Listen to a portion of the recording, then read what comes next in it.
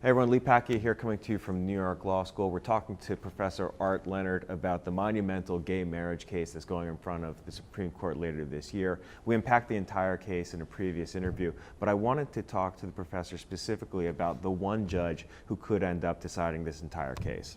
Professor, I want to drill down on Justice Kennedy, if I could. We were talking before about his decisions in not only gay marriage cases, but gay rights in general, and you said that they were a little bit unusual. Could you unpack that for us? Yeah, he doesn't use the common terminology and language for constitutional law doctrine when he writes his gay rights decisions. He focuses very much on the facts. He focuses on the impact of the challenged laws on gay people, but he doesn't talk in terms of suspect classifications or heightened or strict scrutiny, which are terms of art in equal protection law. That has puzzled the commentators. Yeah, People, why do you think they're not that is? sure.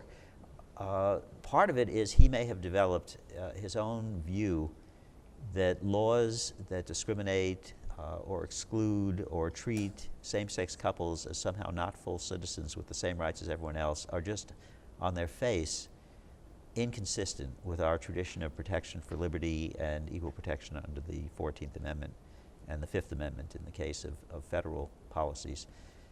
So he doesn't see the need to get into the more traditional kind of analysis because it seems clear to him, and evidently he's been able to persuade a majority of the court to sign on to these opinions, that it's enough to say that this is unequal treatment, this is a deprivation of liberty, that none of the arguments made to the court in support of it are substantial enough or objective enough to merit being credited as a justification. So if he's the fulcrum in this case and he's the one ultimately that goes on to write the opinion and he continues this practice that has developed over time, what are the longer term implications? Well, if he writes this opinion the way he wrote the Windsor opinion on the Defense of Marriage Act a few years ago in 2013, or the way he wrote the Lawrence opinion in 2003 striking down the Texas sodomy law, it seems to me that he will not be breaking new doctrinal ground. That what we will have most likely is a decision saying that these bans on same-sex marriage are the same sort of product of animus that the congressional ban on recognizing same-sex marriage was in the Windsor case. And in fact, that's the logic that a lot of lower courts have been using. They said this is just another application of the Windsor case. And so I don't think it would necessarily mean that we get heightened scrutiny in equal protection claims in other contexts, or that we have heightened scrutiny in due process claims in other contexts. It'll be interesting to see which provision of the Constitution he rests his decision on, whether it's the due process clause or the equal protection clause. If it's a due process decision, I think it may have less doctrinal weight in the future when we try to apply it in other contexts of government policies that disadvantage gay people. Yeah, we were talking about that concept before we hopped on camera. What are some of the other different applications that this pending decision may or may not influence down the road? I mean, what types of areas are we talking Well, the about biggest here? area is discrimination itself, because we still don't have a federal law banning discrimination based on sexual orientation.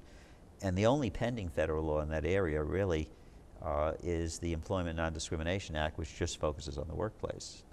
And federal law in general focuses on many forms of discrimination in housing and public accommodations, and public services and things of that sort.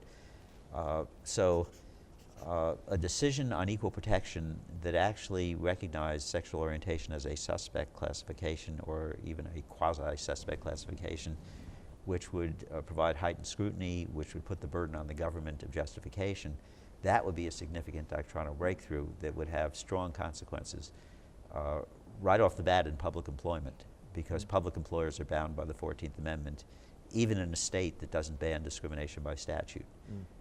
So a heightened scrutiny standard would be very helpful to gay public employees.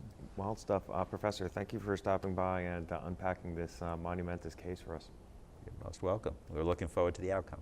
That's Professor Arthur Leonard from New York Law School. If you'd like to see more of the stuff they're working on, be sure to go check them out at nyls.edu. I'm Lee Pacchia. Thanks for watching.